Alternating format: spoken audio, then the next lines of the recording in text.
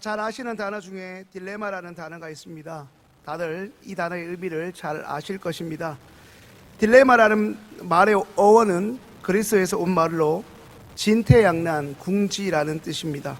쉽게 설명하면 어떤 두 가지가 있는데 하나를 반드시 선택해야 하는 상황 가운데, 그런데 명확하게 이것을 선택할지 저것을 선택할지 이러지도 저러지도 못하는 그런 상황에 처해 있을 때를 말합니다. 어떤 사람이 딜레마에 빠졌다는 것은 그것은 한마디로 지금 그 사람에게 위기 상황이라는 것입니다. 조금 전 함께 읽은 본문에서 예수님의 상황이 딱 그랬습니다.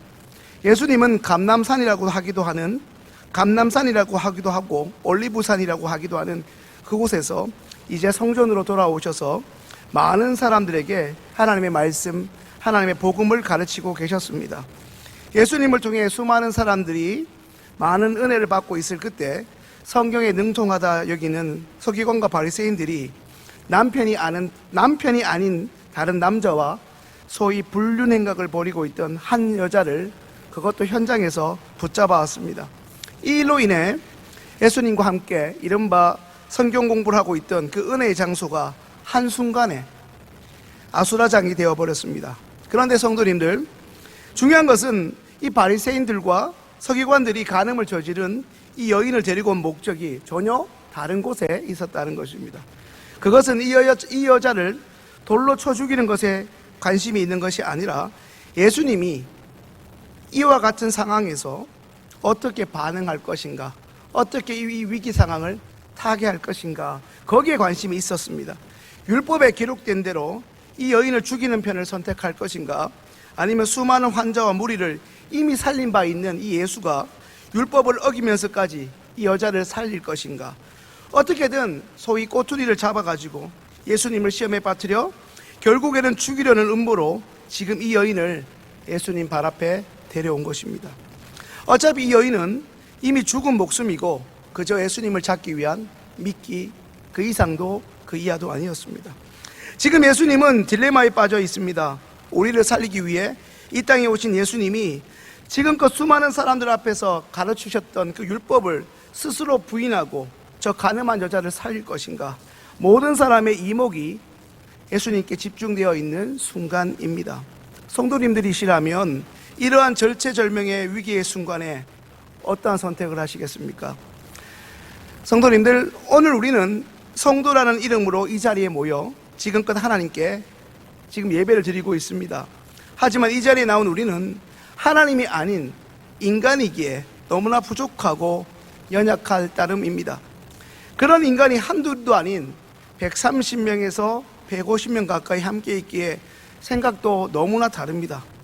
3일 후 성탄 예배로 모여 여기에서 예배 드리는 인원은 약 1000명 가까이 될 것 같습니다.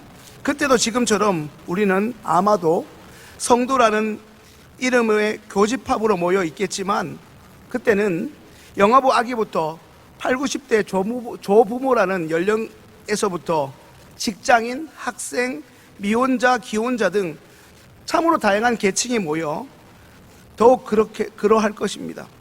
성도님들, 우리 흔히 말하는 이 다양성 참 좋은 것임에 틀림없지만 구심점이라는 공통분모가 없으면 이 다양성만큼 쉽게 와해될 수밖에 없는 치명적 약점이 존재하는 것도 사실입니다.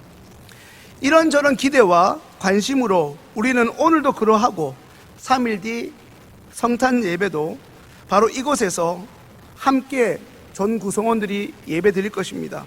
성도님들, 시흥교회는, 다시 말해 예수를 주인으로 믿고 따르는 우리 시흥교회 믿음의 공동체는 이렇게 가야 한다, 그리고 저렇게 가야 한다, 이래야 부흥된다, 저래야 한다, 다양한 연령과 다양한 구성원들만큼이나 거기에 비례하여 많은 생각과 의견들이 있을 것입니다. 소위 말하는 기성세대 혹은 조부모 세대들의 생각도 있을 것이고, 아마 이 자리는 없겠지만 이제 같이 예배 드리게 될 그들의 자녀들, 그들의 손자, 손녀에 해당하는 그 다음 세대들의 생각도 분명 있게 마련입니다. 그러나 그들의 생각이 젊은 세대와 그리고 우리 기성세대들의 이런 생각들이 조화를 이루지 못하여 사사건건 충돌해 버린다면 우리 시흥교회 예수공동체의 존재 기반은 무너지고 말 것입니다. 이런 관점에서 오늘 본문처럼 우리 한 사람 그리고 우리 공동체에도 딜레마가 존재하기 마련입니다. 그렇다면 성도님들, 우리는 앞으로 어떻게 이 딜레마를 풀어가야 하겠습니까? 그런 점에서 우리는 오늘 주어진 본문을 통한 우리 예수님의 모범 답안을 주목해야 합니다. 성도님들, 예수님은 이미 죽은 목숨과 다름없었던 이 여자를 살려내실 수 있었던 비장의 무기, 히든 카드가 있었습니다. 그것이 무엇일까요? 너무나 잘 아시겠지만 그것은 사랑이었습니다. 우리 예수님께서는 이 사랑을 가지고 딜레마라는 난제를 풀어내셨습니다. 성도님들, 우리는 예수님께서 하나님이시라는 것을 잘 알고 있습니다. 그렇다면 하나님이신 예수님 앞에, 그리고 사람들 앞에 비굴하게, 너무나 비참하게 무릎 꿇린 채 있는 이 여자는 누구입니까? 바로 이 여인 또한 하나님의 작품이라는 사실입니다. 태초에 하나님 당신께서 창조하시고 보기 좋았다 했던 그 작품 중, 수많은 작품 중 하나가 바로 이 여자였는데, 그 여자가 자신의 죄로 지금 죽을 운명에 처해져 있는 것입니다. 어찌 보면 이 여인은 돌로 쳐 죽임 당해야 마땅합니다. 그런데 성도님들, 왜 예수님이 이 여인을 살려내셔야 했을까요? 예수님이 이 여인을 살려내야 할 이유가 있다면 그것은 바리새인, 그리고 저 서기관들, 그들이 쳐놓은 음모라는 덫이 무섭거나 그들이 쳐놓은, 그들이 지금 넘어뜨리려고 하는 시험 따위가 두려워서가 결코 아니었습니다. 오히려 그 이유는 다른 것 다 따지고 생각할 겨를 없이 반드시 이 여자를, 죽어 마땅한 여자를 예수님은 살려야 마땅하다고 생각하셨기 때문입니다. 그것이 바로 우리 예수님께서 이 땅에 오신 이유이기 때문입니다. 자신의 죄로 사람들에게 손가락질 당하고 침뱉음 당해도 여전히 그 여자는 창조주 하나님의 사랑스러운 작품이요 어여쁜 딸이었기 때문입니다. 하나님이지만 지금 이 순간만큼은 육신의 몸을 입고 있는 인간이기에 예수님은 하늘 아버지께 짧지만 정말 간절하게 기도하십니다. 그리고 그 찰나 같은 순간에 인간이 얻을 수 없는, 인간의 경험에서는 얻을 수 없는 하늘의 지혜를 얻어내십니다. 하늘의 지혜는 이 땅에 두 발을 딛고 있는 인간이 결코 상상할 수 있는 것이 아니었습니다. 그것은 간음을 저지른 자신의 딸을 쳐 죽이려고 돌을 든 사람들의 굳어진 양심을 이내 부드럽게 만들어내는 것이었습니다. 나는 깨끗하다, 나는 거룩하다, 나는 의롭다고 교만 떨던 그들에게 자신만이 알고 있다 여기던 그 은밀한 일들, 하나님과 나만 알고 있다는 그 비밀을 땅바닥에 쓰셔서, 땅바닥에 앉으셔서 하나씩 하나씩, 우스갯소리로 얘기하자면 김명기 전도사 어제 뭐 했지? 나는 알고 있는데 그걸 쓰시더라는 거죠. 어디에요? 모든 사람이 볼 수 있게끔 말이죠. 얼마나 부끄럽겠습니까? 나만 알고 있었던 유일한 비밀인데 사람들이 다 알도록 생중계된다면 그 자리에 과연 버티고 서 있을 수 있는 강심장이 몇 명이나 있겠습니까? 어떤 사람들은 당황스럽기도 하고 어떤 사람은 너무나 부끄러워 견딜 수가 없었습니다. 그런 사람이 그 현장에 한둘이 아니었습니다. 그렇게 강경하게 저 더러운 여자를 돌로 쳐 죽여야 하던 수많은 사람들이 어느새 단 한 사람도 남김없이 자신의 허물과 죄를 드러내시는 주님의 손가락에 의해 그 자리를 떠나갈 수밖에 없었습니다. 그리고 이제 주님은 그 여인에게 나지막한 소리로 말씀하십니다. 나도 너를 정죄하지 않는다.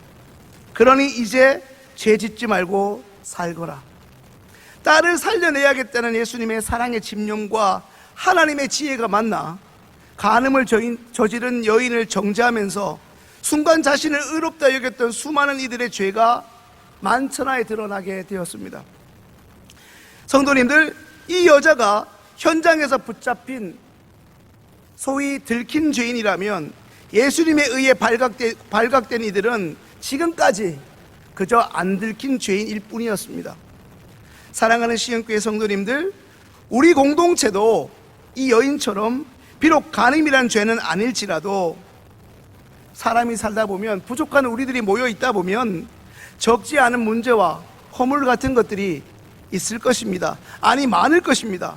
각기 나름대로 우리 교회가 더 발전되지 못하고 소위 활성화되지 못한 이유를 보고서 몇 페이지 분량으로 적어낼 수 있을 만큼 각자 나름대로 합당하게 여기는 견해와 의견들이 분명히 있을 것입니다. 지금까지 봉사를 많이 해오신 분들은 나만 교회 일하는 것 같은, 나만 교회 일하는 이른바 노복 같아서 힘들고 짜증날지도 모릅니다. 이제 나는 은퇴하고 싶고 젊은 사람들이 좀 해야 되는데, 이런 생각이 교회 출입할 때부터 드실 수 있습니다. 그리고 부모 세대들이 볼 때는 자신들이 교회를 섬길 때보다 요즘 세대들이 교회에 헌신하지 않는다, 탐탁하게 여길지도 모릅니다. 성도님들, 직접적으로 우리는 이 여인처럼 간음이나 불륜이라는 중죄를 짓지는 않았습니다. 하지만 우리 한 사람 한 사람이 주님의 몸된 교회라는 이 공동체 안에 범했던 간음이라는 요소가 있다면, 그것은 아마도 지금까지 그저 나의 유익을 위해서만, 나 자신의 유익을 위해서만 신앙생활을 하려고 했던 것, 교회를 다니면서도 줄기차게 주일이면 이곳에 나와 예배를 드리면서도 주님이 허락하신 지체들을 알게 모르게 외면하고 도외시했다는 것, 끊임없이 내 필요와 내 계산에 의해 심지어 이 교회를 이용하고 나의 만족을 위해 주님의 교회를 알게 모르게 희생시켜 왔다는 사실입니다. 내가 교회를 위해, 그리고 공동체를 위해 믿음의 후배들과 믿음의 선배들을 헌신하고 희생하기보다 나를 알아주는 이가 없다고 끊임없이 원망하고 불평해 왔다는 것입니다. 어쩌면 이것이 우리가 주님 앞에 저지른 간음일지 모릅니다. 간음의 근원적인 모습은 내 중심적인 사고와 바로 이기심입니다. 간음은 여전히 나의 유익과 쾌락을 위해 타인을 고려하지 않은 철저히 자기중심적인 이기적이고 완악한 사고입니다.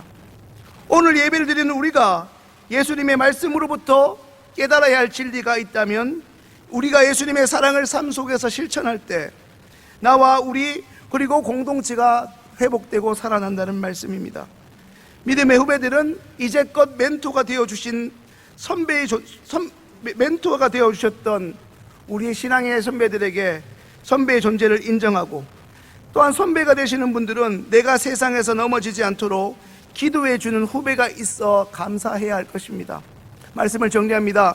앞서 말씀드린 대로 오늘 이 자리에 모인 우리는 나이도 다르고 학력도 다르고 살아온 삶의 환경도 너무나 다른, 마치 같은 것보다는 다른 것이 훨씬 더 많지만은 여전히 우리는 서로를 귀하게 여기며 사랑하면서 공동체를 아름답게 세워가야만 하는 주님 보시기에 소중한 존재들입니다. 그렇게 될 때 우리 시흥교회는 더 이상 이러지도 저러지도 못하는 표류하는 딜레마의 공동체가 아니라 또 오고 싶고 자주 보고 싶고 오래 머물다 가고 싶고 봉사하고 싶고 이제는 전도하고 싶은 사랑의 공동체가 되어 있을 줄 믿습니다. 오늘 이 한 번의 예배로 우리 공동체가 단순히 물리적으로 하나 되기는 어려울 것입니다. 그러나 오늘 본문의 예수님처럼 간음한 여인, 죽어 마땅하지만 살려내기에 마땅한 존재라 인식하고 그를 살리기 위해 애썼던 예수님의 그 헌신의 사랑을 다시 한번 마음에 새기고, 다시 우리 일상의 삶의 자리에서 각자에게 주어진 작은 일, 서로에게 관심을 가지고 이해하면서 예수님의 사랑을 실천할 때 우리 시흥교회 예수 공동체는 머지않아 믿음으로 소문난 멋지고 아름다운 살아계신 하나님의 공동체가 되어 있을 줄로 믿습니다. 기도드리겠습니다. 참 좋으신 사랑의 하나님, 하나님의 은혜 가운데 대림절 4주 대준절 넷째 주일을 잘 보냈습니다. 하나님께서 이제 며칠 후에 있을 성탄 예배를 기대하고 준비하는 모든 신명들에게 늘 우리의 일상에 하나님이 주인이심을 잊지 않고 살아가는 예수 사랑을 실천하는 믿음의 권속들이 다 되게 하여 주옵소서. 늘 기도하지만 시흥의 모든 권속들이 예배에 익숙한 자들이 아니라 삶으로 살아내며 실천하는 데 익숙한, 그래서 우리의 삶의 궤적들을 통해 하나님을 발견하는 자들이 무수히 늘어날 수 있는 하나님의 간증이 넘치게 하여 주옵소서. 감사드리며 예수님의 이름으로 기도합니다. 아멘.